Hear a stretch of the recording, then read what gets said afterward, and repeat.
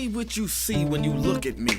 Do you see another brother lost in these streets looking for his soul? Trying to find my soul. Or do you see another brother searching for lost souls in these streets? A street soldier. Street soldier. Here to help you get that chip off your shoulder, warm your colder days and sober your drunken ways, and find a way to help you get over these hurdles placed in our path. And this is not meant to amuse you. This is for all those who have questions but are afraid to ask. I won't be afraid. I won't be afraid. No. When times get hard, you lose your way. Open your mind and hear what I say. This is a message for the hard and the soft. To those who tune in weekly and to those who keep an eye out for 8 p.m. on Sundays and turn their radios off. The truth hurts. The cloth has been pulled. We're walking around half dead. Use this show as your IV. Alive and Free is a new movement. We've achieved self-destruction. A street soldier promotes self-improvement. Streets couldn't be no colder, so I gotta be a soldier. It shouldn't be this hard for me. Even when it seems so hopeless, I gotta keep my focus. I'm glad to be alive and free, yeah. Streets couldn't be no colder, so I gotta be a soldier. It shouldn't be this hard for me. Even when it seems so hopeless, I gotta keep my focus. I'm glad to be alive and free, yeah.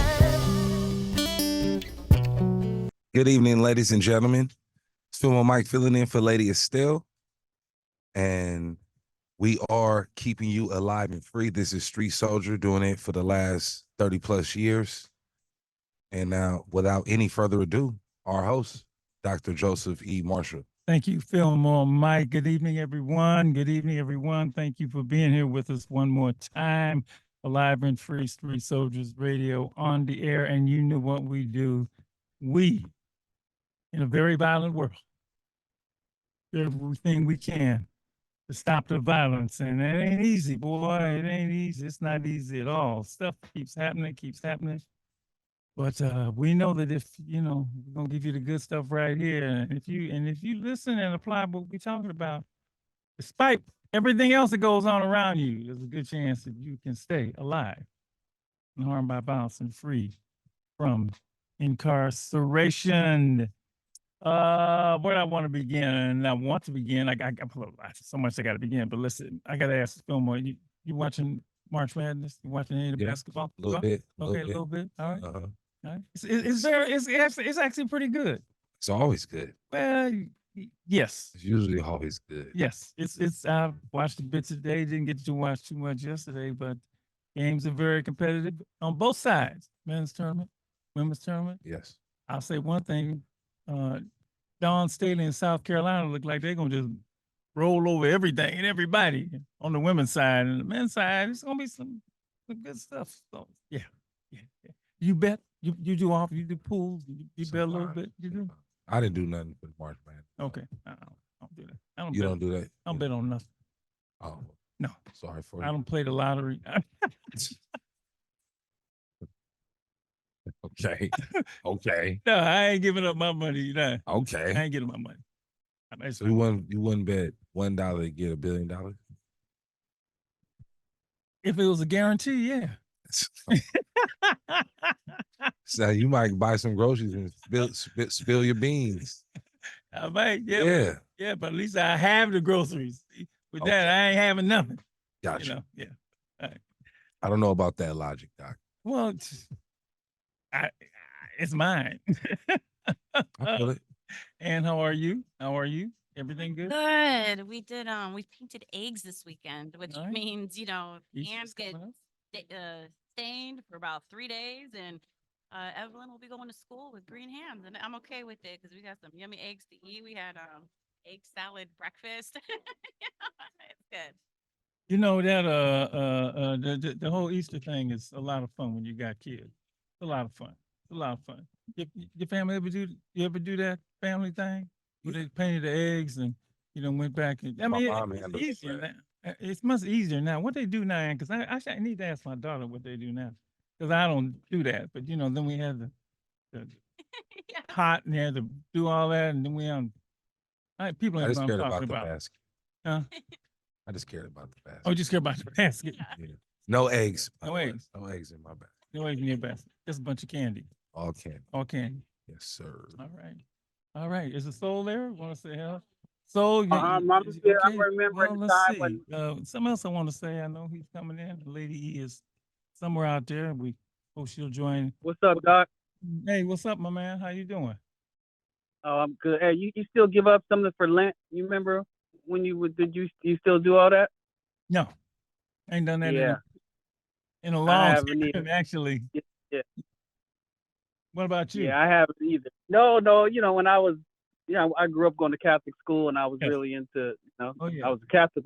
Yeah, now I call myself a recovering Catholic. No shade, but that's just my personal experience. Yeah, But I did. Yeah, someone reminded me of the process, and I just remembered gave how up- much that was yeah. a part of my life. Yeah, yeah, yeah, Yeah. yeah. Giving up something for Lent. Yeah, I forgot all about that. It shows Hmm. I don't forgot a lot of stuff. I too grew up Catholic, but we're gonna get into a little bit of that. A little bit of Is that. it also tonight. Ramadan? Am I mistaken? I believe it is. Yes, sir. Yeah, yeah. I think they all kind of coincide, right? Yes. I'm not certain, but yes. Well, you know how I know I'm not because certain. but yeah. Kyrie, it's because Kyrie said he was on his fast. That's how I know. We may find out a lot tonight because we might be doing a very interesting topic tonight in honor of Easter and Holy Week and all that coming up. But Okay. before that, there's a whole lot of stuff we got to get to, and a ton of news, which is not necessarily good news. Well, so let me ask you real quick: you watching March Madness before I launch into the news? You watching anything? I've been busy, so I just been checking the scores. I haven't been able to Okay. watch the games. Yeah. Okay. Okay. But I Right. know what I said last week is true. The women's game is getting a lot of attention. It's hot. It is, but the men's Yeah. game is. We don't know the people, but the games are excellent, man. Yes. Yeah, I'm really enjoying. I'm really enjoying both. All right, it's not a pretty news week, and the blotters. Oh, what's up, Lady E? Oh my God, how you doing? Listen, I had an encounter with the police. So Look, what did that just answer that question on your own? Don't even ask me, okay? Well, she's on the radio, so that means she's alive and free. That's what I'm saying. You're here talking to us. That's the most important thing, right? Oh, Lord Jesus. But I'm gonna tell you what, Go in the ahead. spirit of the topic for the show, Yes, let's talk about nothing but the grace of God. Look, listen. Yeah, Good to see you, Lady E. thank you. Good to be I here. thought I was gonna hear a story. My bad. Well, Oh, you probably gonna hear a story. Woo! we got a couple hours, so you may hear testimony. No, I mean that was it. That's it after that. But That's it. listen. Lady E, I got a But question. Lady for E, you. you can't just say I had an encounter with the police and then just leave it. I mean, like inquiring minds do want to know at some point. I got a I question for understand. you. Yes, sir. Lady E. Yes. God is good. All the time. Okay. And all the time. God is That's good. good. Yes, he There is. you go. Yes, he Candace is. Owens was asked that question. I don't think Don't mention her name. she's not that bad though. Yeah. Okay. Somebody actually sent me a video of her. I mean, why are you sending me her to watch? So anyway, all right. He just polluted the show. Oh man. Or something. All right. Okay, let's get to this blotter, which is not good. First of all, horrible attack in Moscow. Outside, I think it was in Moscow. Russian flags are lowered in mourning, and as 143 people were killed. Wow. 143? I thought I heard 43. No, what I saw At today a concert, huh? was 143, and 133 according to the news report I saw. They were found dead, and I think there's 10 others at a concert. And the Islamic State has claimed responsibility for the attack. But did you see? I saw a short clip of it, and it's nothing uglier. I mean, it's probably than people just assault weapons just gunning people down. I mean, it was just horrible, man. It was just, oh my God. It was, oh, boy, the things men do to men, man's inhumanity to man. So that was, oof, I just, bad enough hearing about it, seeing it. And I think they have 4 suspects in custody, but you're going to be hearing a lot about that in the next, well, probably for a while. Horrible. It's a horrible event. One of Mr. Trump's henchmen, that's what I call him, Peter Navarro, is the first Trump White House official to serve prison time related to the January 6th attack. Yes, he's the first one to do so. And let's see here. I wrote a little bit about it, or did I, or didn't I, or did I, or didn't I? Anyway, yeah, he's the first to serve prison time. And he's actually already reported for, he's in a slammer, okay, for his deeds related to the January 6th attack. Peter Navarro, how might he have fallen? You know, in such a high position, you know. Now he's in jail, all right? This is a terrible story. Did you hear this one? Former Mississippi, I think it's 4 or 5 former Mississippi deputy sheriffs have been sentenced to prison for the torture of 2 black men. I did see that. Yeah, I saw that too. A little while ago.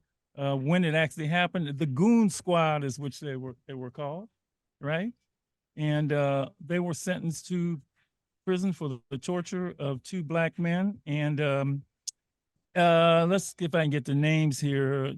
Hunter Elward, Brent McAlpin, Christian Dedman, Jeffrey Middleton, and Daniel, I don't know if I can say this name, Opdyke, I think it says, and former Richmond police officer Joshua Hartfield. They all entered the home of the 2 victims, Michael Corey Jenkins and Eddie Terrell Parker.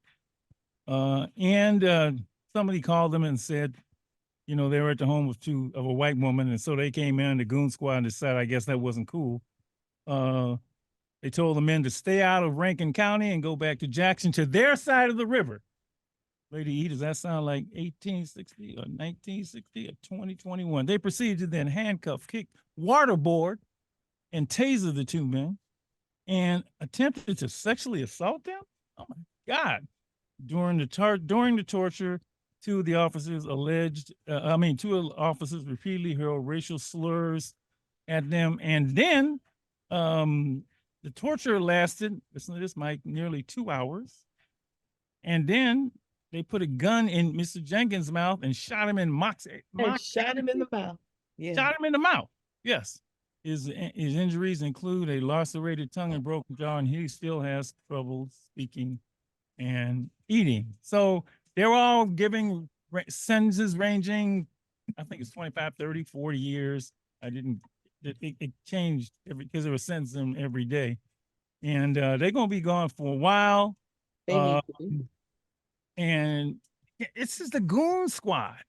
And so Mississippians are very happy that obviously these dudes are gone, but you know, it's this, what else is going on? Anytime you hear something like this, and you think of, all right, yeah, what else is going on, right? Well, Doc, I can tell you what I'm thinking of is how many Goon Squads are there? Do we have in the police in the history and currently of police departments across the country? Because I can think of some Goon Squads. We had them in the Bay Area. We had them in Richmond. We've had the Cowboys in Richmond. We've had the Riders in Oakland. Yeah, the Riders scandal in Oakland. Absolutely. I'm thinking about the Chicago situation with the torture. I mean, and they had that torture room in Chicago. That's yes, right. Sir. Yes, sir. Then the second thing I thought about is, I know we're doing a show about spirituality and the power, and there's power in forgiveness. I couldn't forgive nobody. I'm sorry. Not what you just said about that brother, what happened to him. I don't know how I'll get the forgiveness. America. AMERI. What did Jack Jacqueline say with 3 Ks instead of 1 C? That's what Jack always says about this. That is unbelievable in the year 20. Forgiveness is not for the others. Forgiveness is for you. I know you're right, but it'll be a hard path. Yes. That's all I'm saying. It's not easy. All right, folks, when you see folks making a big deal out of police brutality, you know why? It just happened this year. All right, Oakland has a new police chief, Soul and Lady E. His name is Floyd Mitchell, and he's been hired 25 years of service with the Kansas City, Missouri Police Department, Lady E, and more recently a 4-year stint as chief in Lubbock, Texas. So Well, finally, I wonder if he's got something in his contract says we can get rid of you at any moment because we want to move on. Come on, Oakland. this is the thing, Mike. The thing is not, I mean, look, Oakland needs a chief. They haven't had one for a year. I mean, imagine a year, about a year. The thing is now, is how long is he going to last, right? Because Oakland has trouble keeping police chiefs. Very, they're gone after a few.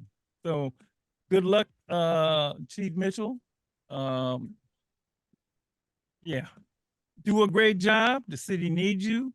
We are rooting for you. I'm sure the citizens of Oakland are also rooting for you because you got a big job ahead of you. And I think that might be it for now with the news I had. I saw some happy news. What's Did you that? see the one about one of your idols, Kareem Abdul-Jabbar?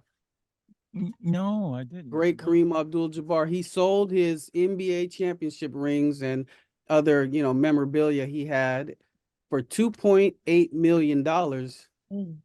But he didn't just sell it. Let's see what it says here. He's actually giving the proceeds to a foundation in effort to help kids interested in science, math, engineering, and technology, otherwise known as STEM. No surprise from Kareem, but still very nice. Right? No, that brother's a humanitarian, man. Absolutely. It's very nice. Thank you. The second greatest sport in the history of the NBA. It's very nice. You know who's number one. All right, leave that alone. All right, a couple of events this week. I got to mention Friday night. I want to thank the Legacy Foundation, the Bayview Hunters Point Legacy Foundation, for bestowing upon me, and Ann was there, a Legacy Award, the Legacy Award. And I really appreciate it. I'm gonna mention all of us, but here's the thing about getting a Legacy Award, Mike. That means two things. That means you've been around and you've done some things. The other things means you old. So you can't have one without the other, I guess, right? Right. So my fellow Legacy Award winner was Reverend Aurelius Walker, who actually has, I remember he has a street named for him out in the Bayview, Aurelius Walker Way, I think it's called. The other winners were, let me see, Linda Richardson, Officer Jason Johnson, who both got the Changemaker Award. The Unsung Hero Award went to Maika. I think it's Maika Pinkston. I don't want to say that wrong. And Dorothy Witherspoon, who was she 100, 90? Oh gosh. Still moving. Oh my God. I mean, look, incredible. And then there, Lady E, you'll like this. The Youth Leadership Award, which is entitled the Omar Butler Leadership Award. Oh, that's cool. Something? Yes, went to Shavine Hines Foster and Randy Saragucci. Very nice. Very nice. And the Linda Richardson Community Activist Award went to Deidre Smith and Deidria. Yeah. I'm sorry, I sound like DEDRIA, and to Janet Brown. It was a great, very, very nice evening. Very nice. I want to salute all of the Bay Area community heroes who received these awards, and thank the Legacy Foundation. And it was just great. And congratulations. It was nice. It was nice. And then, Lady E, yesterday I saw more red than I can imagine. The Delta Sigma Bay Area Berkeley Bay Area alumni chapter of Delta Sigma Theta had their 90th birthday celebration. The chapter was started 90 years ago, and the international president was there. And I walked in, Mike, and it was red everywhere. It was red, just red dresses, red pants, red everything. And so I wanted to tell you this: the keynote speaker was our own Latifah Simon. Oh, right on. Who lit things up and who was running for Congress. Lit it up as only she can do. I'm sure she did. Latifah can talk, boy. She blew it up. But all the women blew it up. Let me tell you, all them ladies blew it up. But she is running to replace Barbara Lee. So I went and gave her a hug and said, Latifah, I can't believe it. Girl, you was just 19. Now you running for Congress. And so it was a very nice weekend. Very nice Touche. weekend. All right. Oh, Ready? Doc, hey, Yes. in honor of Women's History Month, real quick, and I Yes. just mentioned, everybody check out the film Shirley. Came Yes. out this week about the legendary King. Shirley Chisholm. I think it's Yes. on Netflix. I don't know if it's in theaters. I don't know if anybody knows. Flew me in, but it is on Netflix, and I'm definitely gonna watch that tomorrow night. Shirley. Shirley Chisholm, White a woman. And Regina King That's plays a- her. You know, we all and love Regina is a Regina is a national Hey. treasure. Regina. Protect her at all costs. Regina. Yes. Regina. Oh, we're speaking of Regina. Oh, yes. Oh, yes, my good friend, Lady E.M. Malcolm, Regina Jackson Yes. of the famed East Oakland Youth Development Center. I found out, and I was going to say this because I got to get her on the air. Yeah. The Oakland City Council voted to name a street after her in East Oakland. Oh, wow. Regina Jackson Way. Regina Jackson Way. So I text her, and everybody else was texting her, and that's pretty cool. Yeah. That's pretty cool. So I told the girl, we gotta get you on there. All right. Gotta salute you, the street soldiers way. Regina. Definitely. And he's not even a rapper. Okay. I couldn't resist. Sorry, y'all. Congratulations, Regina. But she's the opposite. Okay. All right. So here's what we're gonna do tonight. Very different topic. And I thought about this, and today is Palm Sunday. Next week is Easter Sunday. So this is, I think it's called Holy Week. Is that correct? Holy Week. And I got to wondering, Mike, how much do people go to church anymore? Yes. Does religion still play a big role in people's lives? Does spirituality play a role in people's lives? I was just curious about that. And we did this a few years ago, was very revealing, but I just wanted to know from our listeners, how much of a role does spirituality or religion play in their life? And one of the things I got curious about this was, and every time I sort of quote anything related to, spirituality, God, or the Bible or something, in front of the kids, they don't know what the hell I'm talking about. They were like, and I'm like, I figure anybody that went to Sunday school, back with the church would know something, but they're like, and so I look at them and say, y'all go to church? And they look at me with this. I don't know. I haven't taken a formal poll yet. I remember a few years ago, Lady E was going to organize a field trip to church because the kids they wanted it. She was going to take it to church because they hadn't really been to church. Maybe it was. So I really got curious about in today's world, how much, if so, does religion and or spirituality play in people's lives? So I want to text your pulse, Street Soldiers listeners, 877-955-10. Is that right? Yes. 877-955-1061. 877-955-1061. I just want to know how much of a role, or does it play a part in your life at all, religion or spirituality? Or religious? Are you spiritual? And what do you get out of it? That's what I really want to know that. And the other thing is, if there is if there's a church or a synagogue or a mosque that you feel is doing good works, I'm gonna let you give them a shout out. I am. Give them a shout out. Give them a shout out, because I think at its heart, that's what it's all about, at the basis of it. So 877-955-1061. How much does religion or spirituality play in your life, or does it at all? You are on with Dr.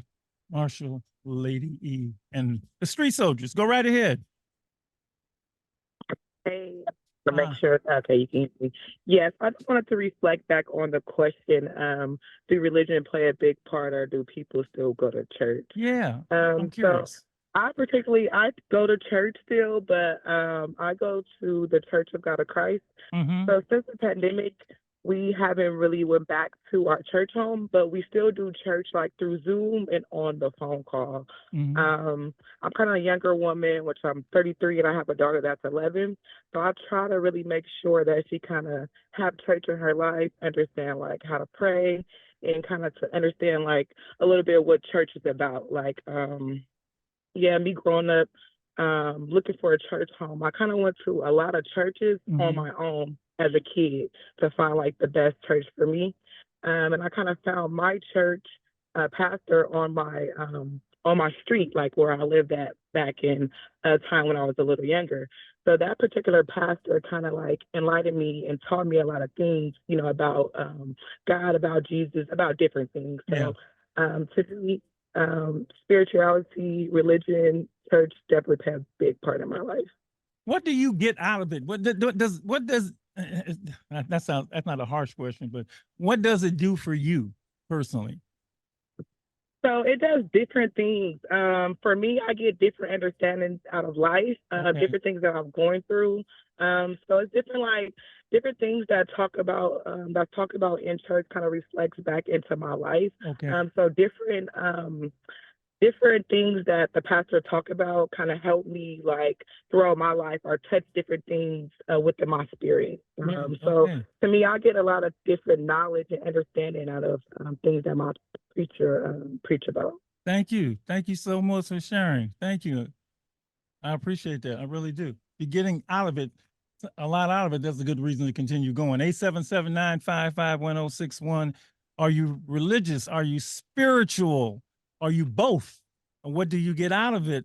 I really want to know, like, to hear what you think as Holy Week has begun, right? Palm Sunday to Easter Sunday. And let's see what this caller. Go right ahead. You're on the Street Soldiers. For me, the church religious spiritual thing is deep. Because I will say I'm pretty deep. But so I'll just say for today, the spiritual thing of the universe. Today's lunar eclipse. So yeah, so people out there, if you're up between 10 and 2 in the morning, look at the moon. I'm gonna go out and check it out. Thank you, brother. Is it really an eclipse? It really is. I didn't know that. Okay. All right. 877-955-1061. What role, if any, does spirituality or religion, because there's a difference, right? There's a difference between religion and spirituality play in your life.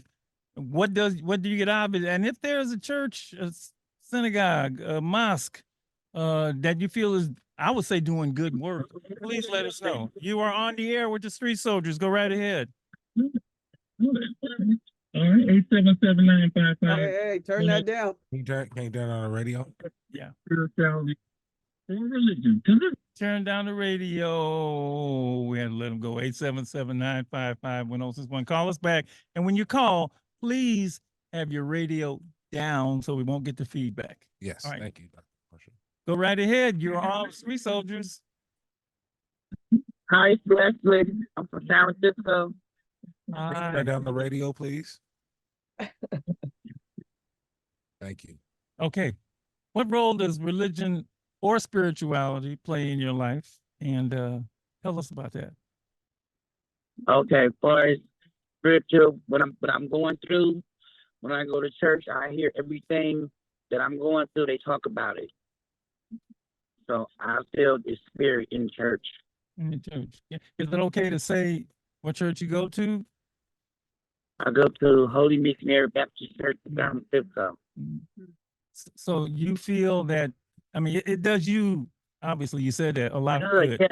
Yes. Yes. Okay. A lot of good stuff that I feel that when I talk to people, they don't understand, but when I go to the church, the preacher know everything. He just say everything I'm going through. Know something in church. I have heard, and I guess I've seen, do young people still go to church in your observation? Yes. They do. Yes. Okay. A lot of people church. Yes. That's great to hear. That's all right. That's good to hear. That's good to hear. That's good to hear. It's like they hit it on point. When I go to church, everything I'm going through, I go to church and they hit on point what I'm going through. So I know there's something in church I need to go and hear. That's really good to hear. That's good to hear. Yeah. Good to hear. Well, thank you. Thank you. Thank you so much. All right. Great. All right. 3 for 3 people going to church. They do. And they're getting out some of it. I really wanted to know. You know, I got my own and we all have our own. 877-955-1061. And I think, yeah, you got another call. We're going to take them all. All right. Thank you for calling. In honor of Holy Week, we are talking about religion and spirituality. And which are you both? Go right ahead. You're on Street Soldiers. Can you hear me? We can hear you. Thank you for calling. Okay, I'm a mixture of both. All right. And when I say both, Mm-hmm. having to be living in the state is very religious, a lot of churches.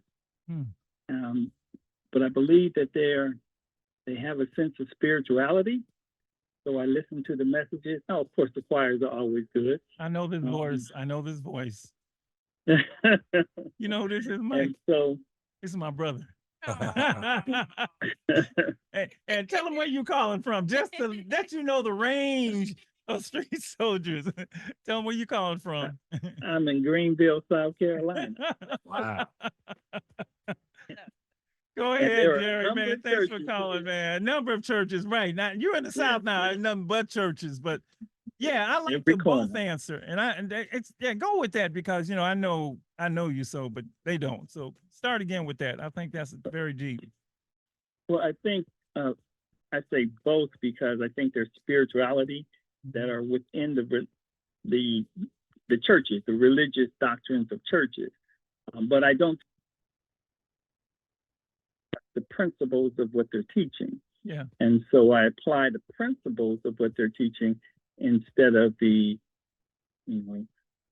doctrine. Instead of just taking it literally in the doctrine. Yeah. So the sermons are good, like I said, the choirs are good, but the message should also speak to the spirit of who I am.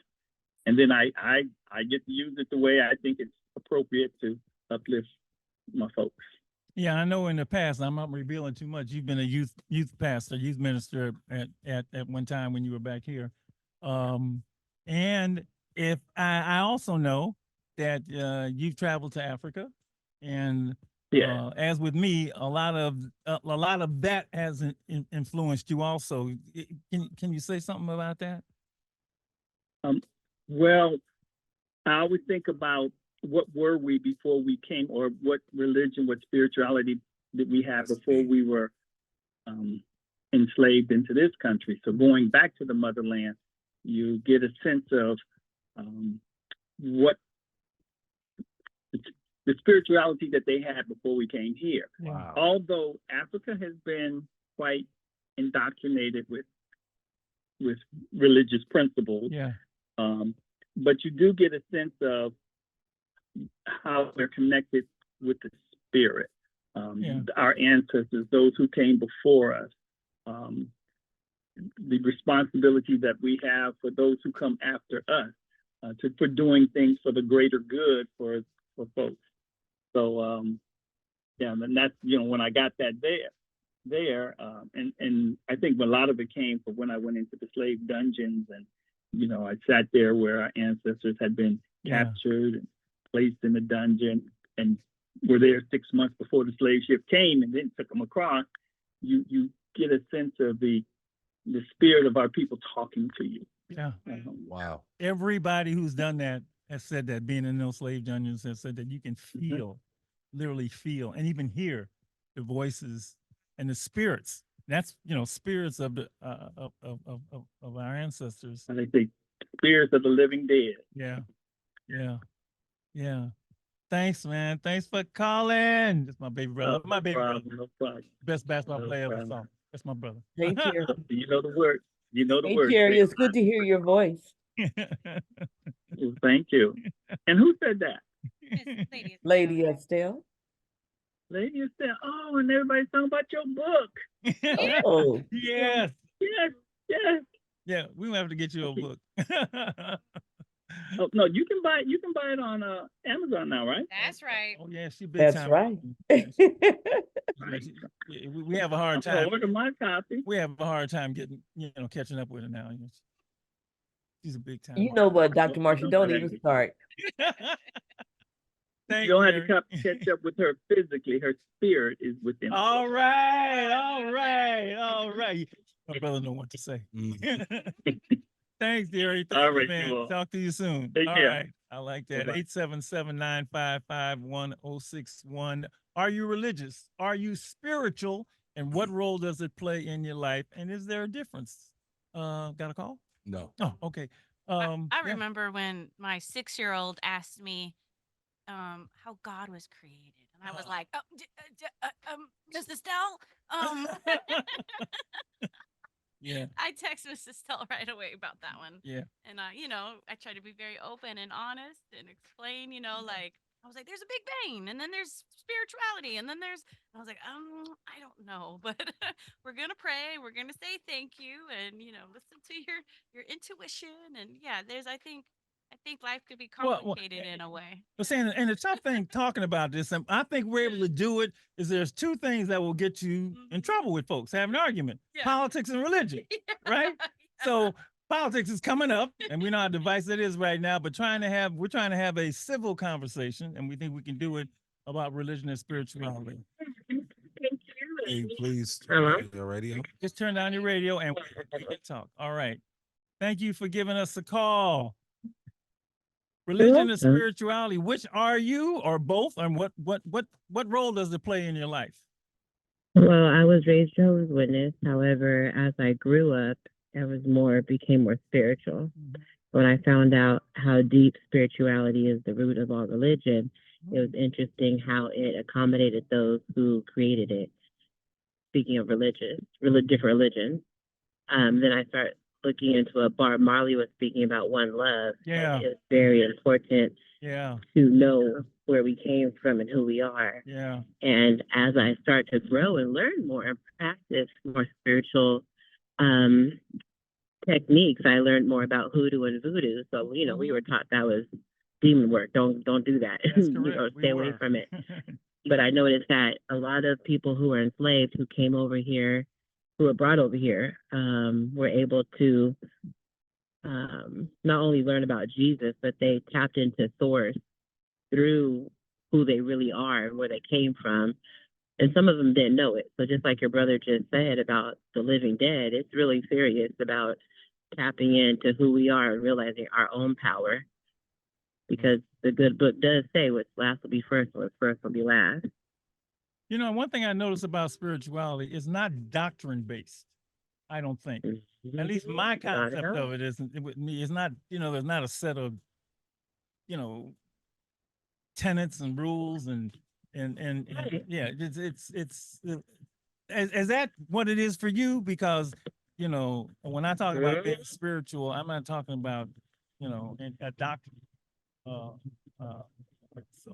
How do you practice it in everyday life? So my thing is, first I pay homage to my ancestors, and they do have an altar in my home. And when I travel, they come with me, and I make sure I'm very thankful and pay homage. It goes back to when in the movie The Lion King, when when Mufasa took Simba to the mountaintop, and he told Simba, "These are your ancestors." So we are not taught of who we are. We're taught to, be birthed, go to school, go to college, get a job, and, die. But we're never taught where we go because, energy is never destroyed. It's only transferred. Our physical bodies leave, but our energy never does. So when we have pictures jumping off of walls, or like different Bibles say, when two or more call my name, I am present, that's not just for a God, that's for our ancestors too. But when people start realizing they came here for a reason, it came through somebody's vessel and how powerful that vessel is, then they start to realize their power as well. Wow. Thank you for sharing that. Thank you so much. You're welcome. Thank you. Really appreciate You're you welcome. responding tonight. Okay. You're welcome. What a deep, thoughtful caller. Wow. Thank you so much. 877-955-1061. Are you religious? Are you spiritual? Are you both? Is there a difference? And really, what role does it play in your life? What role does it play in your life? I know for myself, being raised Catholic, what do you call yourself, Malcolm? A recovering Catholic? Recovering, yes. I'm in recovery. And it played. And that's not not disrespecting anybody's religion. Let's go to the calls. Got a call. Okay, go right ahead. You're on. Nope, gone. Okay. 877-955-1061. And I want to mention, as you're talking about religion and spirituality. Oh, we got him. Okay, you're on the air. Go right ahead. Hi, thank you. Your thoughts about this subject. Oh, okay. So my thoughts are, I was raised religious, but I don't have a religion, if that makes sense. Yeah, no, makes a lot of sense. Yes. Okay, and me being a woman that lost my son at an early age, even though I was taught religion and I was taught about God, I was, my faith was as a mustard seed, if you would call it. Yes. Okay. And it's been 15 years. So your conversation tonight is really touching my heart, because I was like, wow, they're talking pretty deep. And I wanted to explain that when I was younger, like I said, my mom, she was very religious. She died in religion. Her last words before she took her last breath was, God, please forgive me. But the thing was, she had lived the life of a holy woman for many, many years. She had went through the drinking, the cigarette smoking, things like that, relationships. But at the last 25 years of her life, she gave her life over to God. And I'm her oldest daughter, but it was harder for me to give my life over because I didn't believe as much as my mom. Right. So while we're talking about religion, now I do, because when my son was murdered, the first person I was mad at was God. So I knew that I was a believer, if that makes sense. Okay. So what you had a question, and you said, how is it that you define your religion, or what do you do to show an example to your religion? Well, what I do every morning when I wake up, I say, thank you, God, for, waking me up in my right mind, health, and strength, because it was times that I didn't know if I was going to even wake up, let alone with my right mind. Yes. Okay. And I have followed different religions only because I worked in a health field. So I work with different, people, and I believe in their religions, even though it wasn't my own. Yes. So I just listened, I never chose a religion. I just listened and paid attention. And that's the Catholic, that's the, Muslim, that's to, what they call it? I'm sorry, what is it called? It could be Christianity, Islam, Buddhism, all that, yes.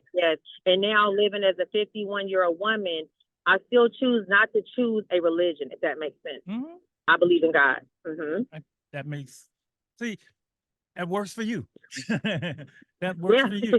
And that's exactly what I'm asking. What works for you and what you get out of it? And you articulated that very well. Thank you. Keep listening, by the way, because as we get into the second hour, you're going to be surprised that all the major religions of the world basically believe the same thing. And we're going to articulate that as we move forward. But just hang on for that. All right. 877-955-1061. Are you religious? Are you spiritual? Another great call. That was great. Thank you. Wonderful call. Deep calls. And what role does it play in your life? What role does either or both play in your life? You are on Street Soldiers. Go right ahead. Yeah, how you doing? It's Ken, man. Calling out open, man.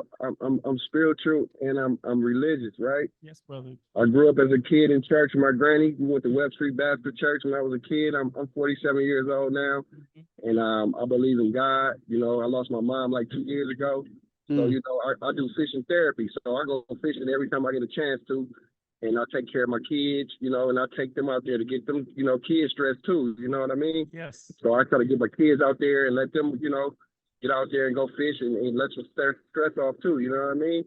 So it's like, I've been in your show back about 30 years ago. I called in when I was probably like 17, 18 years old, about 30 years ago. So I've been listening to your show for about the last 30, 40 years, you know what I mean? And you guys give real, motivation and uplifting to the brothers, you know what I mean? And I respect you guys and love you guys for what you guys do. And keep up the good work. You know what I mean? God is good. You know what I mean? Oh, wow. All the time. Love you too, brother. I got to ask you a question before you go, Doc. I can wait for you, though. No. I was going to say, you alive and free. That was what we wanted, bro. Yeah, I'm blessed, man. I'm good, man. I'm here living, man. I'm 47, man. I grew up in the projects in West Oakland, man. And I made it through. So it's like, I can see now. First, I didn't see. Yeah. Now I see. So now it's all good. God is great. You know what I mean? And it's a blessing, I got a job, I take care of my bills and it's all good, man. I love you guys for what y'all doing, y'all OGs, you know what I mean? And I salute you guys, you know what I mean? Yeah, man, we in the game forever, okay? And just But we in it for life, man. You know what I'm saying? But hey, it take a team to make the play. You know what I mean? Malcolm, you wanted to ask him something?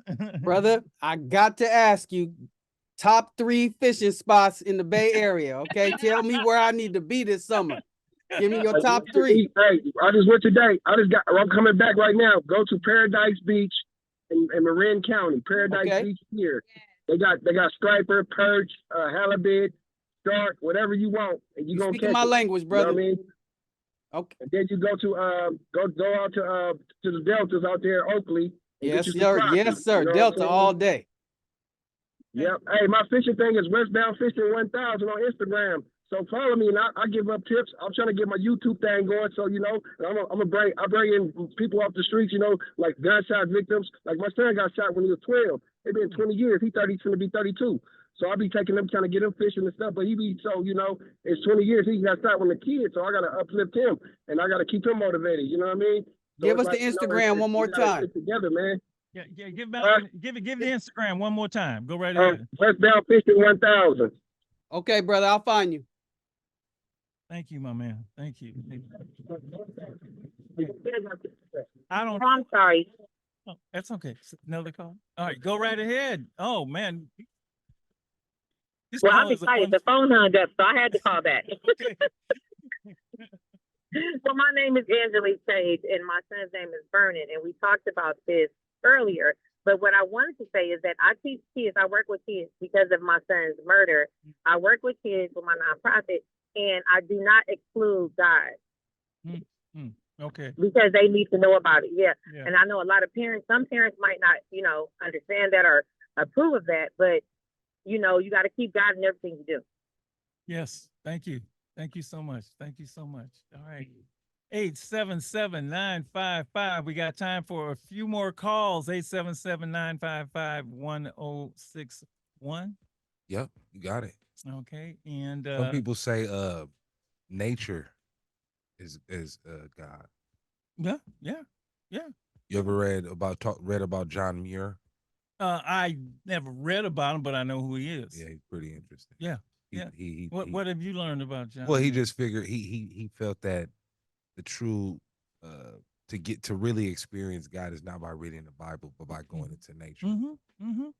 And native cultures had a wonderful relationship with nature. Yeah, and you can feel the power sometimes. You get at the right moment, you're in nature. Yeah. You take it all in. It's just so you can't even describe it. It's just so awe-inspiring. You feel it, It's healing. It's healing. Just... Absolutely healing.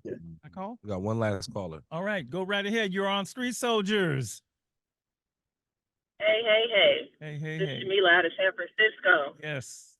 I would say I practice organized religion, but I feel like it's more so of a spiritual practice or philosophy per se, as opposed to feeling like an organized religion. I'm a Buddhist. I practice Nichiren Buddhism, and my daily practice consists of me waking up in the morning, giving gratitude, doing my morning prayers, doing a little bit of study, and also doing my prayers in the evening time. I also believe in cause and effect. So what you put out, no matter what it is going to have an effect some way, somehow. It starts with you. You start with yourself. My practice mostly focuses on working on your inner self. And once you change, then it has a ripple effect. So once you change, your environment begins to change. I feel like my type of practice gives me peace. It allows me to be calm in chaotic situations. It allows me to be more empathetic and compassionate towards others. Wow. And it also allows me to get along with people that maybe necessarily don't have the easiest personalities. Wow. And I try to, when you say it gives you peace, that was, I mean, everything else was the bonus after that. I mean, peace is wonderful.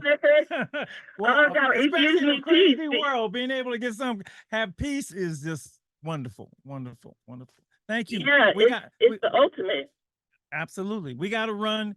Thank you very much. So much. We're going to continue this into the second hour. We're going to Yes, we are going to be on YouTube Live right? at Stay Alive and Free. All right. We'll be back, everybody. Hour number 2, Alive and Free, Street Soldiers Radio. What an hour we just had. What an hour we just had.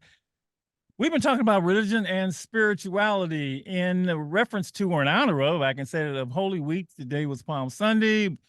Next week will be Easter Sunday. And, you know, it's also, I believe, Ramadan and, you know, all kinds of, you know, going on. And so I really wanted to ask our callers, our listeners, the role that, are they religious? Are they spiritual? Are they both? Are they, and we found out people have hybrids, I guess, if you can call it, and the role that it plays in their life. And, you know, part of this was prompted by the fact that with the young people that we worked with young people for a long time, right? Live for Omega Boys Club. And you know, every time I bring up some kind of religious reference, they look at me like, I'm like, what are you talking about? Right? So I remember one time I talked about Moses crossing the Red Sea, and they was like, what's that? What's that? What's that? What's that? Right? And I found a lot about don't go to church. You don't go to church. And Lady E a few years ago was going to organize a field trip for our kids. We're going to take them to church because they really wanted to go. It looks like they wanted to go to baseball game. They was ready to go to the church. So I want to thank our callers for sharing their how religion and or spirituality plays in their life. And we're going to continue that conversation. And with us is Deacon Larry Chatmon. Deacon Larry Chatmon, Deacon of St. Paul of the Shipwreck Catholic Church. Thank you for joining us, sir. By the way, your profile picture really looked great. You in the tie. I mean, man, that was a great picture. That was just a wonderful picture. I never seen that picture before. So I got to tell you that you're looking good, brother. And I appreciate that. And I know you preached this afternoon. So I really, again, thank you for joining us this evening. And because you are a deacon and we have our own resident ordained person here in Lady E. Lady Estelle is an ordained minister. And so I didn't have to get another guest because I already have one right here, right here on the show. Deacon, I don't know if you're able to hear any of those callers from the first hour. Were you, or did you just jump on at this time? Were you able to hear any of them? I don't think you were. No, I just jumped on. I'm okay, sorry. okay. Let's begin with, all right. I just got a question. What is a deacon? Okay, so I just got a question. Deacon, tell everybody what a deacon is. Okay. The deacon in the Catholic Church is an ordained minister who is able to do such things as preach, be able to do such things as baptize people. We can officiate over funerals, marriages. So we are pretty much able to do quite a bit. Only a couple of things we can't do in the Catholic Church. We cannot be a pastor of a church, and we cannot be the celebrant of a mass, or we can't hear confessions, those kinds of things. But we pretty much do everything else. Yeah, and in the Black church, for those of you familiar with deacons, you know, you have the pastor, and then you have the deacon board and the deacons, and so different roles and different depending on the denomination. If I raised the question, religion and spirituality, and your first thought. Is there a difference there? Just your thought about that question. Well, I approach it this way. Spirituality is how you live your religion. And that's an interesting viewpoint. It is how you live your religion. And that could be many, many different ways. The religion could be in many different kinds of faiths, but spirituality is how you live your religion. What are the things that you do? What are the things you believe in? And how do you live it out? How do you interact with other people with those things that you believe in? I love that definition. I never heard that before. Thank you. Thank you. Each of the callers had actually talked about how whether they were religious or spiritual or a combination, and it's a little tricky with the wording, right? You know, but they talked about how functional in their lives it was, and what they did, and I guess that's what impressed me. They actually took this spiritual / religious way of doing things and put it in their lives. And they actually talked about the role that it played in their lives, some even the daily practices that they did.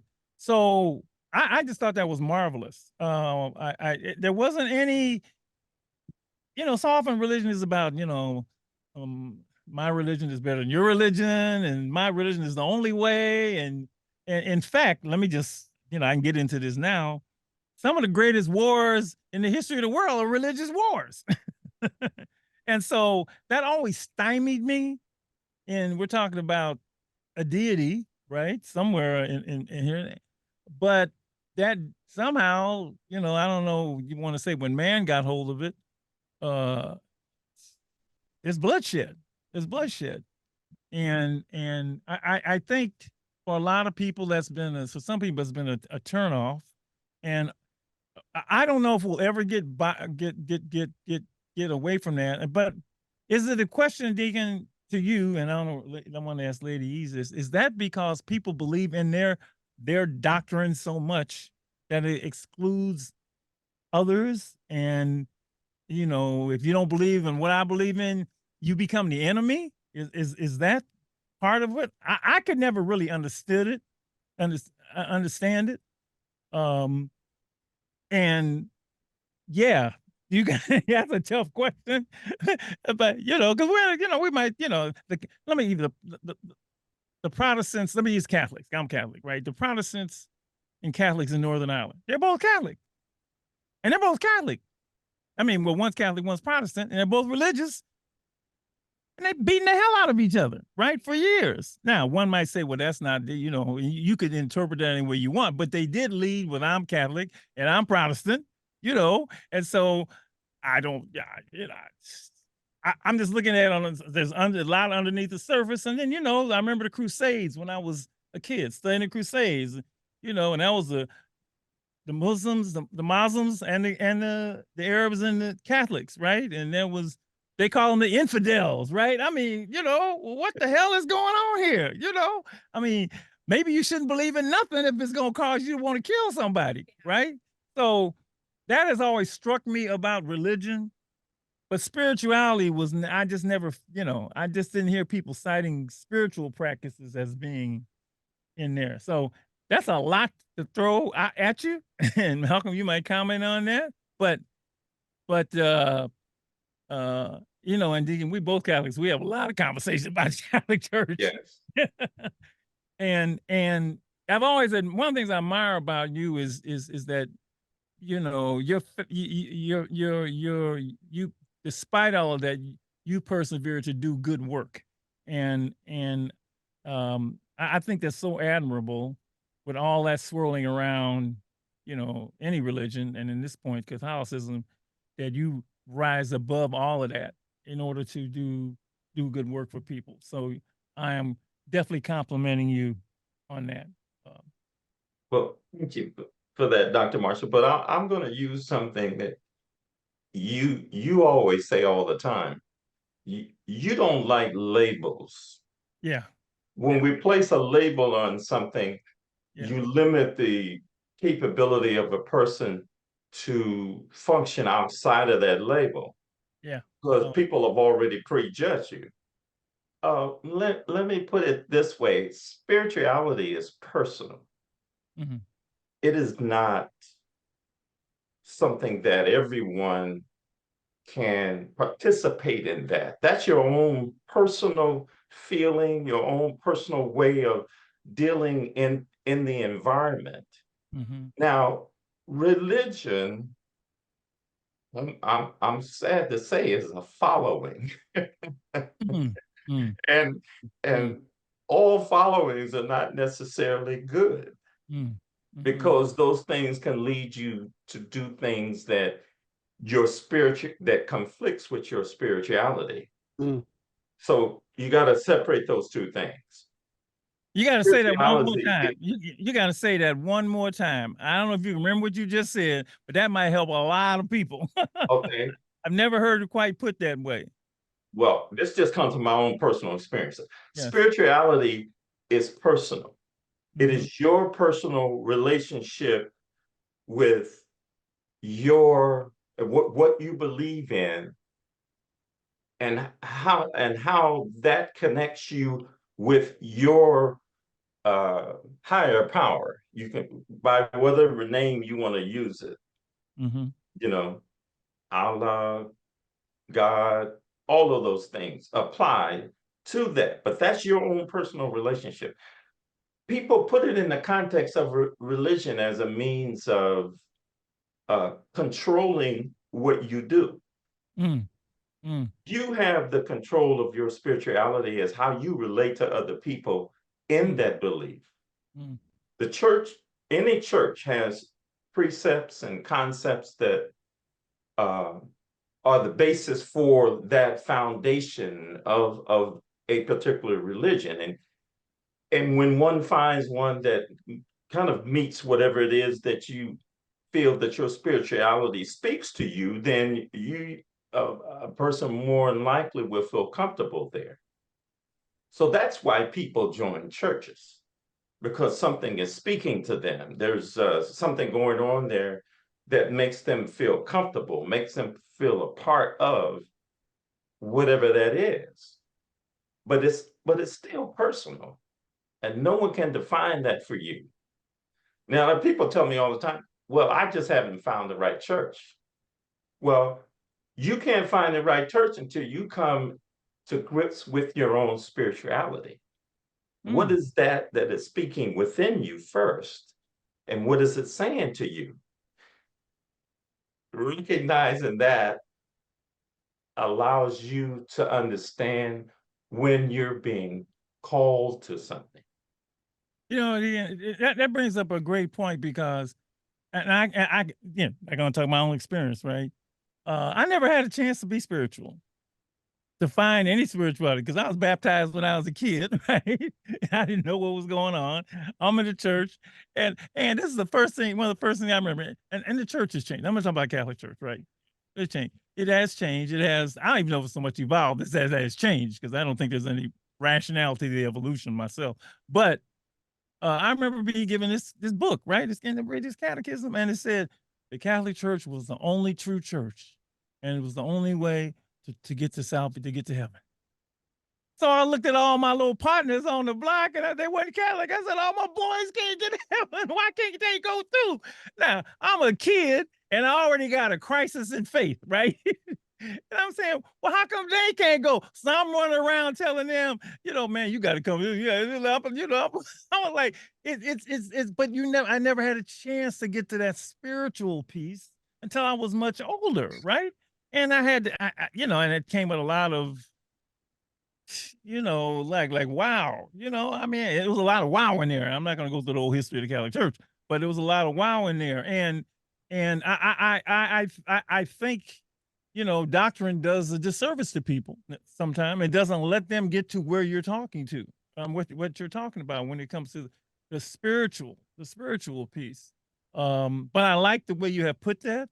And everybody's got their own story, right? Everybody's got their own religious, quote, spiritual story, and when it came to them. Lady E, you can jump in here at any time as we're talking about. Malcolm, go right ahead. Lady E, and this is for Lady E and for Deacon. I'm curious, any thoughts you may have about this, and this isn't so much about personal spirituality, but just I'm thinking as a nation, United States, and where we are right now. There are a couple trends. One, data shows that the role of religion in American life is shrinking and has been for a while, that more people are less religious. I wonder any thoughts you have about that. And then the other part is, at the same time, we have this growing, I guess what they call Christian nationalism. Yep. And you see that's kind of embedded in Trump's thing. He's going to go harder on that. And so this mixing of religion and politics and that feels strange to me and probably to a lot of people. I wonder if either of you have thoughts on either of that. Let me just add before we even go there. Remember, this country was, I think, a tenet of America was freedom of religion. Is that correct? That was part of, everybody can do their own thing. Right now, I don't think they meant half the stuff they said, but that's a whole nother subject. I mean, when it comes to politics, I always think it's about getting elected. So people gonna use whatever they can. Once they're elected, it probably don't matter no more, right? But we don't know. I mean, it still confuses people, I think, personally. But I just wonder if either of you have thoughts on that. But you're talking about religion, and the other thing was the separation of church and state, right? That was supposed to be a tenet, one of the tenets on which this nation was founded. Now, they also said all men are created equal. That wasn't. We know that wasn't true. So he just threw the gauntlet down to both of you. So who wants to jump into that one? I'm gonna let Lady E go first. Sorry, Lady E. Isn't that something? Give it to the lady. I just think you didn't give me that other one. Well, so I'm gonna back up to. Yes, you may. I'm gonna back up. For me, religion has to do with the outward expression and experience. Attending church, that's religious. Following certain rituals, that can be a reflection of religion. And then we have our numerous denominations, but it's the external. Religion is external. Spirituality is internal, like Deacon said.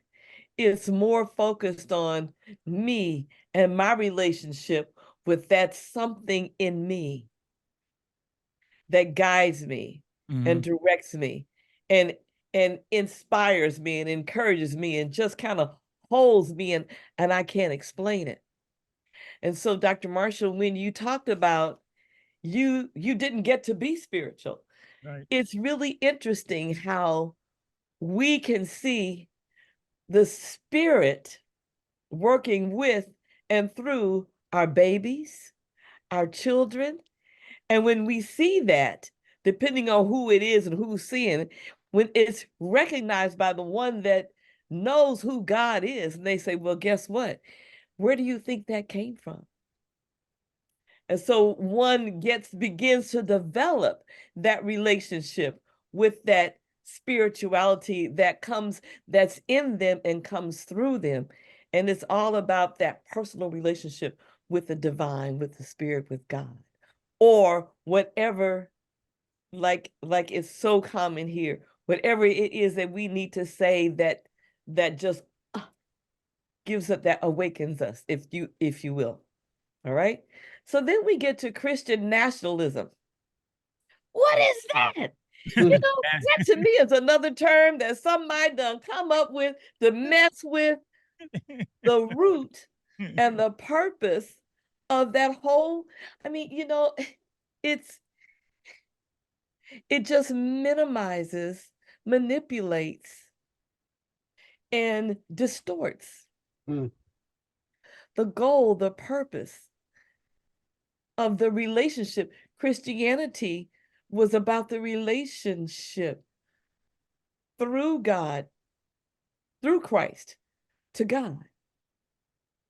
If you even though I always make fun of the onward Christian soldiers, because there's always that duality when it really shouldn't be. So I went to church today. I put my palms up on the wall. I see. It is definitely Palm Sunday. They were blessed that, hey, I brought them with me. So for me, again, we live in a world and a time that seems like the time continues to go on and on, where things are manipulated, mismanaged, just to move us in a completely different direction, far away from where we began. One nation under God. I know when they probably didn't realize what they were doing when they said that.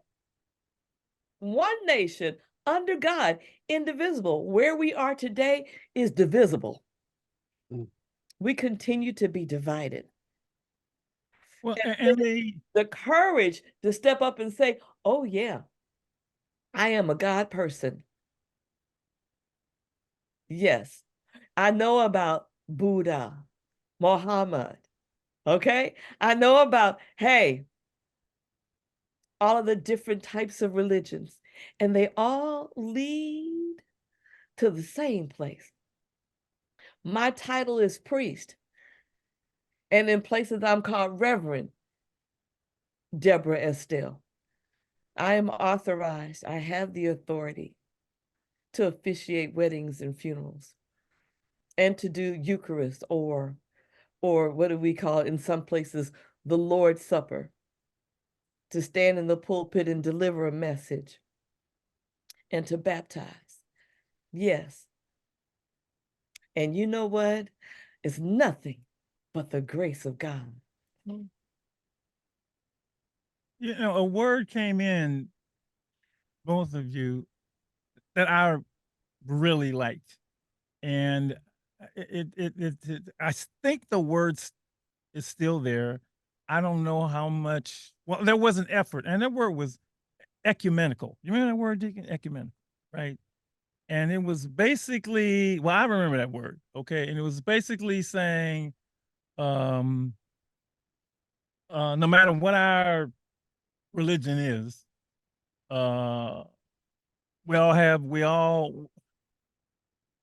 you do it, this is yours, this is mine, but we're all the same, right? We're just like, yeah, it's different. And I remember that whole ecumenical movement when they brought, and I remember having, and I've been around things like this, and it would put, you know, I mean, there were,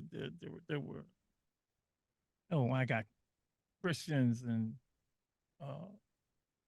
people of the Islamic faith and people of all faiths, and you know they were together, and it was they weren't so much looking for common ground, but they were looking for like it's almost like, you know, I don't know, any different group, different families coming together or different countries coming together or whatever. And but religion has such a big impact. It was hard for them to do that because there was always, I mean, it wasn't even so much competition, although it was there first.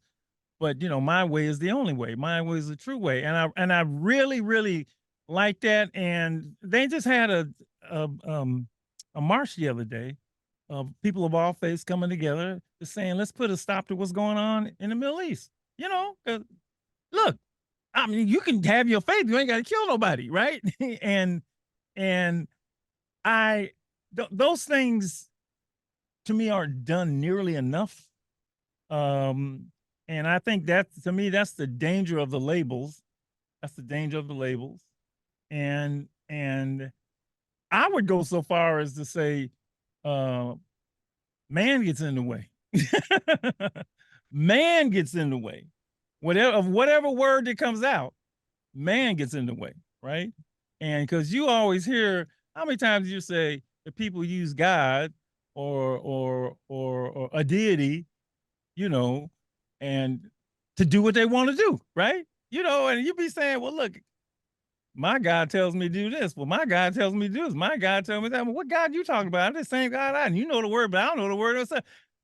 That is so, that's the scary part to me. That's the scary part to me. And I don't know if we'll ever be able to get beyond that. I really don't. I really don't. Because man seems to mess up everything, even something as, I'm going to say, pure as religious thought, right? Because I don't know that any religion came out and said, But then it comes to be about, how I feel about it, about power, about control, about domination, about money, all those other things. And that shouldn't, that that messes up everything. That really does mess us up, and it puts you against somebody when you look. I've been to the mosque, I've been to the temple, I've been to church, and you go in there and it's cool. I mean, it's really cool, man. I went to it was cool. It's different, but it's cool, And everybody does it, but you don't trip. But it's when you get outside, something happens. I don't know when I'm in there, it's love and brotherhood or whatever. I've been to the Buddhist temple. It's like, but after you get out, man, that's where this whole thing about spirituality for me, I have to get outside of the doctrine because the doctrine to me seems to get in the way. Now that's just Dr. Marshall. Some truth in what you're saying, but you got to think of it this way as well. If I may just comment briefly on this whole concept of nationalism in terms of religion. Religion has been used to garner power, prestige, control, because people attach themselves to it, and there's followings, But the way I really look at it is, when it all boils down, our own beliefs systems are based on some level of history. If you look at any historical evidence about religions, yes, there have been these differences for thousands of years. These things aren't new. And what has happened, and you mentioned it yourself, Dr. Marshall, there were religious wars. But the basis of those religious wars, well, there were and they are now. Yes. But it wasn't necessarily about their ideologies.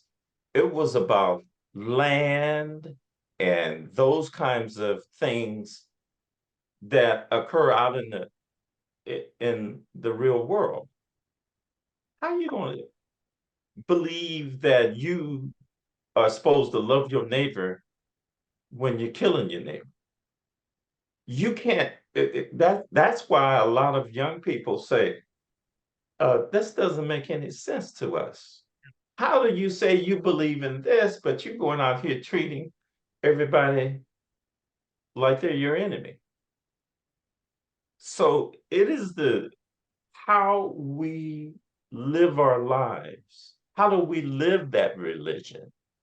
How do we live what we believe in? Which it's either people going to believe you or people are not going to believe you. And that's where you draw the line. That's where I draw the line. I don't care who you say you are. I believe you by how you treat people.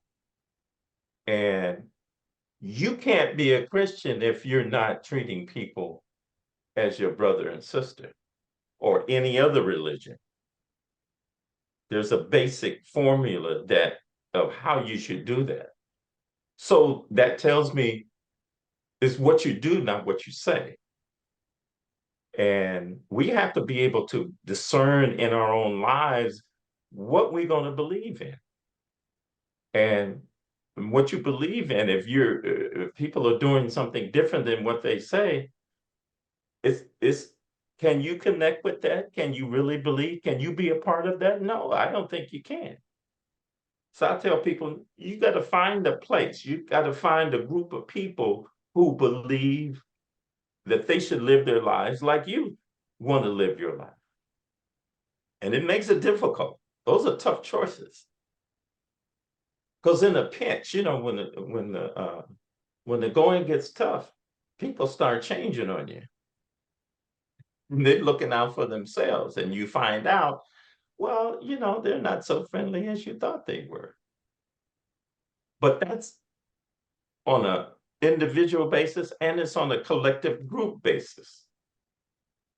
So how do we discern as individuals where we should be, who we should spend time with. Well, you got to make those choices for yourself. We're living in a world right now. You can't believe anything that you read. You can't believe anything that you hear. You have to experience it personally. You have to experience it with the individuals that you're trying to discern if what they're saying is true. It's hard. It's tough. So you got to make a decision. The method that you're going to use to determine how your spirituality is going to conduct, allow you to live your life in this world. I'm going to challenge all of the, what I want to say, the holy people, the holy men and women out there. I'm going to challenge you, right? Because, what, lady, you looking at me like, what? Can I challenge them? I challenge them people. I mean, You know what? But the real holy people, you probably ain't got to challenge them. Well, I'm going to challenge the religious people. All right. Okay, there you go. Let's say that. Well, yeah. Well, all right then. So this came up when we were doing, our Black History Month, and we found this piece, and I had known this, but I hadn't known it to this depth. So listen to this: the primary teaching of every religion. All right. So Christianity, in everything, do to others as you would have them do to you. But this is the law and the prophets. All right. Sikhism. I am a stranger to no one, and no one is a stranger to me. Indeed, I am a friend to all. Now that sounds a lot like what Christianity says, right? Islam. Not one of you truly believes until you wish for others what you wish for yourself. That sounds a lot like Sikhism and Christianity. Judaism. What is hateful to you, do not do to your neighbor. This is the whole Torah, all the rest is commentary. That sounds a lot like the three previous ones. Hinduism. This is the sum of duty, do not what to others, what would cause pain if done to you. Now I just did 5, and they all pretty much say, unless I'm crazy, the same thing. Buddhism, treat not others in ways that you yourself would find hurtful. Jainism, Jainism, and I'm not familiar with that one. Maybe lady is. One should treat all creatures in the world as one would want to be treated, would like to be treated. Taoism, regard your neighbor's gain as your own gain and your neighbor's loss as your own loss. Now I just gave you 9 different religious sects, if I could use that word, different religions. And that's the primary teaching. What is going wrong? Now, if I could find 9 religious quote leaders who all believe that, then I could take that. They could walk into any of those sects, and it's interchangeable if that is the belief. Now, what happens after that belief? God or something. Somebody needs to tell me, because if all of the religions basically believe that, then and see, Deacon, I can speak to you. I can speak to Lady E, because I've seen you in places with people, and you minister to everybody who's in there. It just comes out of you. And if in fact they didn't ask you that you were Catholic, nobody would know. I see Lady E do the same thing in places, right? I've been to church with her, and she does it because that's the fundamental beliefs that you have, right? And that's what my challenge to folks. If this is their fundamental belief, then stand up and represent that, okay? And it just blew my mind when I saw that. So after that, something went awry, and it's probably a lot of the things that that we've talked about before. But just that wasn't so much astounding to me, but seeing the actual words were like, we all pretty much believe the same thing. Isn't that something? So hearing that, right? So yeah, when I'm getting it pure, I feel like I don't care where I am. I could be in any sect, anywhere. And I remember going to Jerusalem, and Jerusalem, man, what a place. You know, but when you in there, if you getting it pure, that's what you get. You know, now maybe it gets cut up, other diluted with a bunch of other stuff, but it ain't coming out like that. Let's put it like that. The fact that I didn't know that shows that it is not coming out like that. That's I pretty told heavy. you got to be careful of, don't believe what you hear and half of what you see. Because the whole concept, the bad things come from bad people. And it may not be true. People speak of other people wrongly a lot of times. You have to have your own experiences with the person. Your spirits have to connect. Your spirituality has to connect. And that's the only way that you're going to really know who you're dealing with. Well, I made the point. I think man misuses everything they get their hands on. Even this. That's just me. Now, you know, somebody else, YouTube, and you are both ministers and ordained. I'm not, but you know, I got, yeah, that just. Well, yeah, you say you're not ordained. You're ordained a different way. But you're ordained. Trust me. Oh, hey, Doc, at least you know to hang out with the ordained, huh? Well, there's no way you could do what you do without having some kind of ordination. It may not be recognized by, but it's. Well, I'm just saying religion shouldn't get in the way. If I go to Japan and I'm dealing with, it shouldn't get in the way. Who I am, yes. So it may not necessarily be, because ordination, that's a man-made ritual. But the anointing is really what you're talking about. The having that was given to you that you didn't ask for, you didn't put in a request for it, but that anointing that everybody has for that something, and we're not necessarily aware of it. You know, we call it gifts. That ability that one has just to draw, you know, to run, to just to understand concepts of the universe. You know, there's anointings to be that community servant that can look and see that young people have a need, you know, and then to step in and fulfill that need, and then know who to reach out to help do that work. So anointings, definitely got. Absolutely, he's anointed to do this work. I mean, that's what I think. That's my 2 cents. And I'll go even further than that. Most of us, if not all of us, have some kind of anointing. I said that. Yes. I said that. That's right. Yes. Absolutely. So what you do is you got to seek your anointing. You got to find out what your anointing is, or you'll never, I believe that you'll never be satisfied. You keep looking.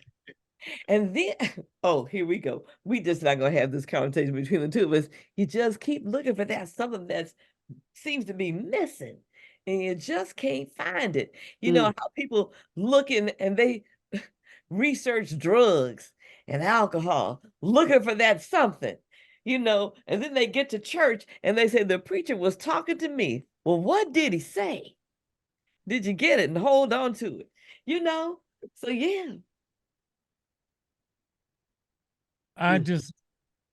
Malcolm was, I just know that I love being amongst people of different faiths and not even coming to common ground, letting what I just read come out.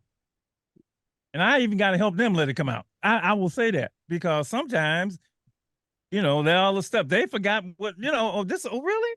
Oh, yeah, but you know, but I do that when I'm with people of different countries, different this, you know, I mean, if we're all human and we all bleed and all of that stuff is really true, right? Which it is, then I got to get past all the separation stuff, right? And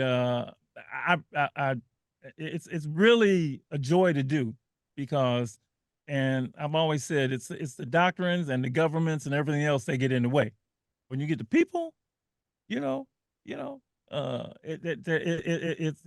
it's a whole different deal, and that's the common ground that we have. That's the humanity part that all this other stuff has worked hard to as you call the labels and the separation and all of that has keeps us apart and hurts us as people. Period. Right. Yeah. I'm going to talk about one of Malcolm's anointings. I recorded, went out to his studio to record. Okay.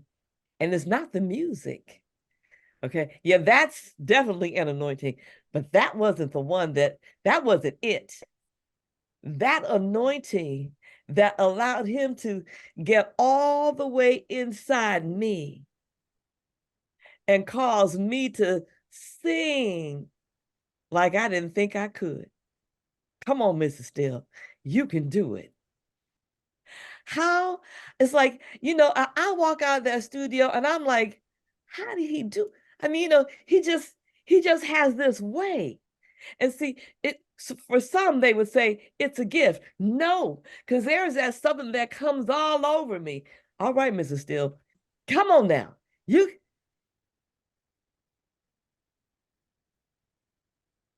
When you use that gift and you recognize at some point, it becomes that more.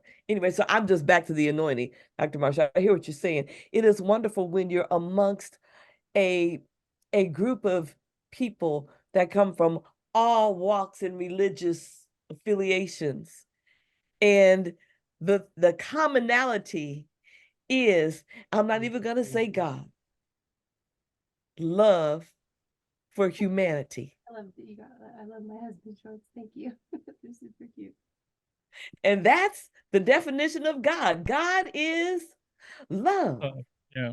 And it doesn't matter if it's Buddhist, Confucian, Tao, Jain, Islam, right. Whatever it is, at the root of all that is love for humanity. And baby, when you're in a room with that, it's just you just lifted. It's great. It's one. And then, is it about religion? No, it's not about religion, which takes back to your original question.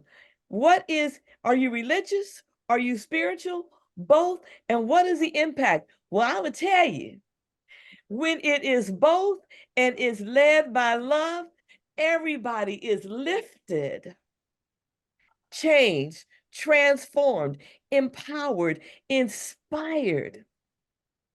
And you just like touch somebody. You can feel it. You see Deacon's going, yes. You must have preached today, girl.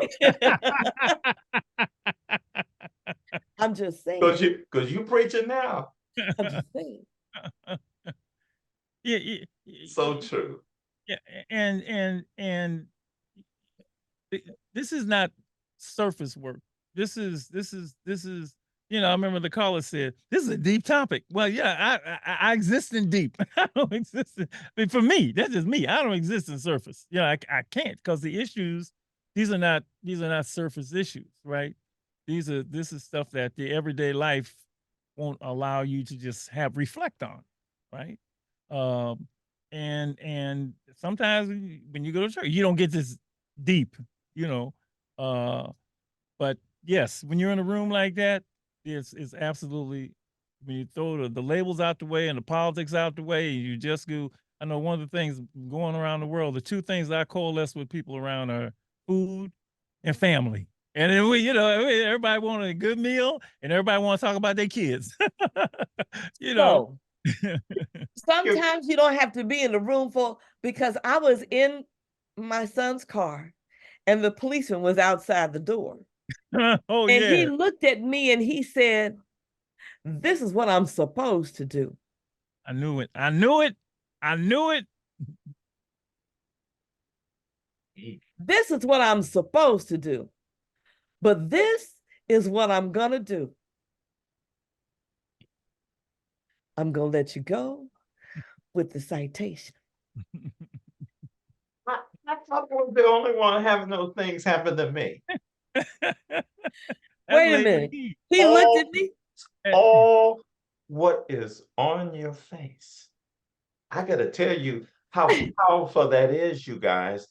In a difficult situation, how you present yourself is can change a person's heart to be something different. And that means you can go anywhere and not be so much affected by the things that are happening around you. I was so traumatized by the flashing lights. I couldn't even pray. Couldn't pray. That's why, listen to me good, audience out there. If you ever heard anybody say, stay prayed up, listen, you put those prayers in the bank like you put your money.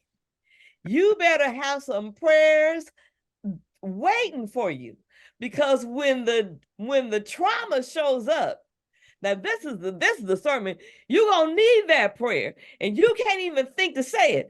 And he just looked at me and he said, "This is what I'm supposed to do, but this is what I'm gonna do. I'm just gonna give you such a bad way."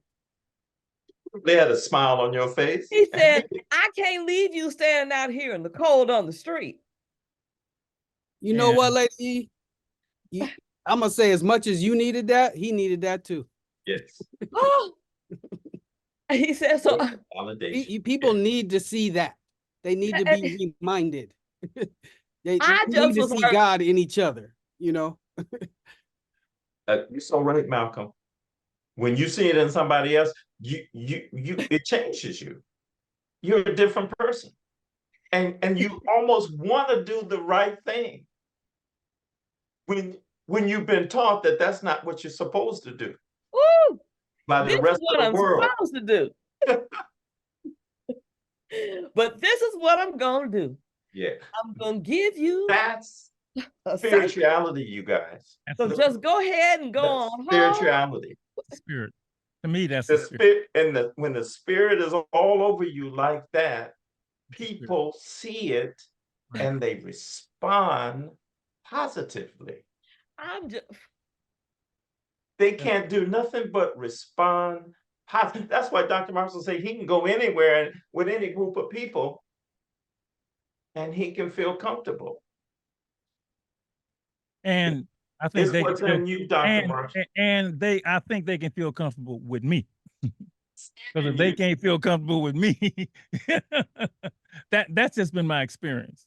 You know, beyond your skin color. I call that spiritual. I call that spiritual. Well, yeah, I've been in enough places around the world and in enough tough situations where, you know, because they don't have to, and I'm not blowing myself, but I'm just a big believer in spirituality, and as you have defined it, and I think yeah.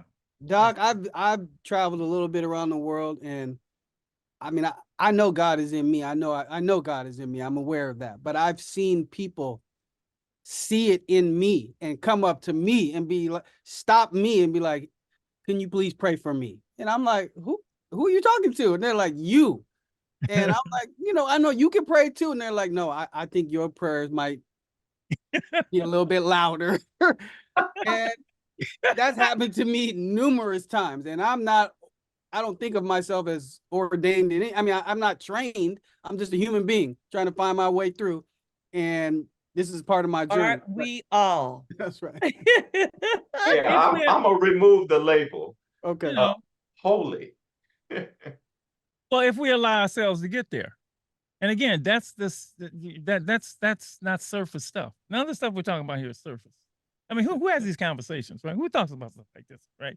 it's not a money thing. It ain't a this thing. It's not all the things about it. It's not a power, and yeah, if you allow yourself to get there, if you allow yourself to Well, spirituality is like what is maybe the most, let's just say, one of the most important parts of your development as a human. Yeah. And it's the thing that seems to be taught the least, at least in the public mainstream American culture. You know what I mean? Because where do you get it? How do you learn it? Where do you find it? And then to Deacon's point, where you can get it, you don't trust that. And some people in there aren't trustworthy. So then you're more confused, and then you really don't know what to do. And then you look up and you're 65 and you're like, oh, dang. Yes, so that is so true. It kind of begins when your mother takes you to church. And you don't even know why you're there. Mm. But you go there often enough and things just start connecting. Or as it may you not get happen. older. It may not happen when you go to church. I mean, Jared talked about going to Africa, right? Yeah. And being in the slave quarters and getting in touch with it there. I mean, I don't think it has to happen in a building, in a church. That may be one way, but certainly that pilgrimage that he made put him in a whole touch with a whole spiritual piece. I know for me, I never even knew. I never thought about the ancestors. In my doctrine days, I never thought about that. But then reading about, African history and all that, man, it's put me in a whole different spiritual place. In a different spiritual place, not a different religious place, in a different spiritual place. So, yeah. But I think the big thing is to just acknowledge that it's important. And if you don't, because all that stuff was separated, I mean, we're a composite beings, we're spiritual beings, we're physical beings, all that. But the spirituality piece is like, shunted. And so acknowledging that there is a search for that, it's there, and that part has to be reckoned with, because we're holistic and we're not compartmentalized. And so, that's so yeah. And that's what we're doing here tonight. We're just raising it. And, the fact that the callers resonated with it said something, right? So I just want to thank you for guiding us through the second hour. And I really want to thank Lady E for informing me about this, man, the basis of all religions. And it's like, wow, you know what I can do with that? You know what I can do with that? I may put this in my pocket. I'm gonna pull this out and want to get around somebody. Man, we believe the same thing. Hey, what? I didn't look. You know what that is to say to somebody should whip that? Deacon, I think the greatest thing that I get to hear working with young people, is when they say, "Well, I didn't know that. I didn't. Why wasn't I ever? I always thought that." So, yeah. I don't remember how that came up during Black History Month, but we were talking about the golden rule. Yeah. Do unto others as you would have them do unto you. And then I said, but guess what? There is a statement like that in every religion. And so Anne was sitting at the back table. Look it up. See if you can find it. She found something. And then she found the one that had every single and the line and the statements. How that's all the same thought, the same approach in every one of them. Mm-hmm. Confucian, Tao, every one of them. Do unto others. Yeah, it's not by chance either. No, it's not by chance. Where you go. That's what I try to tell people. It's planned that way. We just finally coming out around as we get older to seeing it. And you we didn't see that when we were young.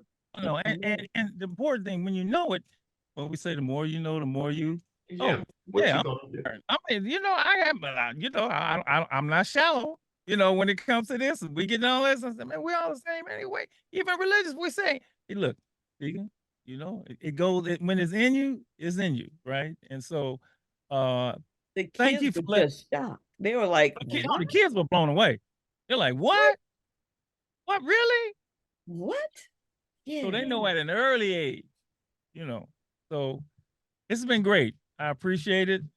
Holy Week is upon us. Next week is Easter Sunday, the resurrection, and that's a common theme in a lot of different faiths. So we celebrate all of them.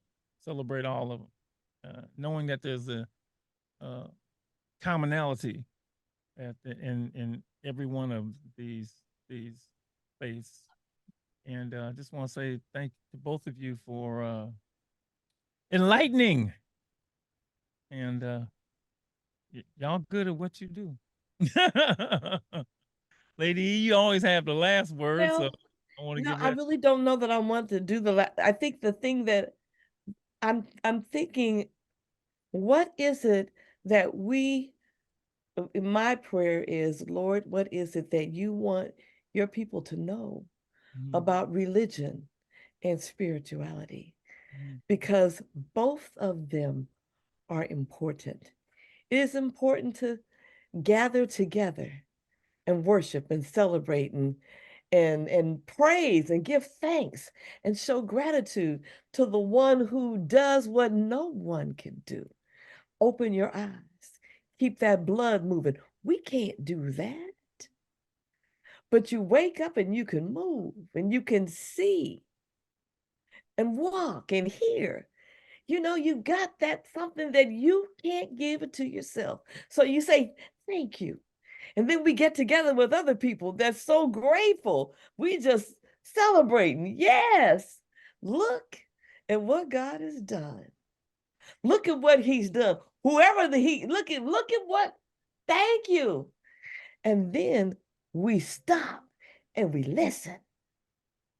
And we listen for that voice that doesn't come in our head, but it comes in your heart and it just talks to you and it guides you. And it says, don't go over there. Don't forget to pay that bill. Pay attention to it talks to you. See, that's spirituality. Somebody's angry and something in you says, don't be quiet. Don't say nothing. That's spirituality. And you want to look over your shoulder and to whoever that is that said, be quiet, and say, thank you. That's some good advice. And you sit there. Okay. So we want you to know that both of them are essential in this walk through this life. Get together with people who know who Jesus is, or who Muhammad is, or know who Buddha is, who know get together with them and celebrate, and then listen to that one that's talking to your heart all the time. Pay attention and obey, because you need them both. Deacon. Lady E, the only thing I can add to that, I'm not adding to it, I'm just reiterating what you said. When you find that place, when you find that religion that is speaking to your heart, all right, and you feel so comfortable, or you do things that you've never done before, you find you're in the right place. There is a place for you. I was in 5 different denominations of churches and never got baptized until I walked in one church one day. All right.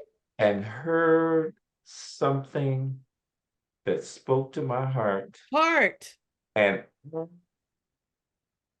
did not leave. Oh, that's right. And I'm still there. Listen.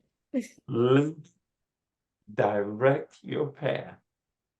And it'll speak to you. You'll be called. But you gotta search. And you gotta listen. You gotta listen. Yes. That's all I have to say. Thank you so much for Thank you, Doctor. getting this there. Thank you, Dr. Marshall. Oh yeah, I had the right folks. This is good. Thank you both. Thank you both. All right. Oh Lord, we got a world to save. Let's get up. Let's leave tonight, get rested, and you get back on out there. All right. So Street Soldiers, we'll see you next week right here. And I can say in advance, happy Easter to those, all of you out there who celebrate. Okay. Good night. Good night. Good night.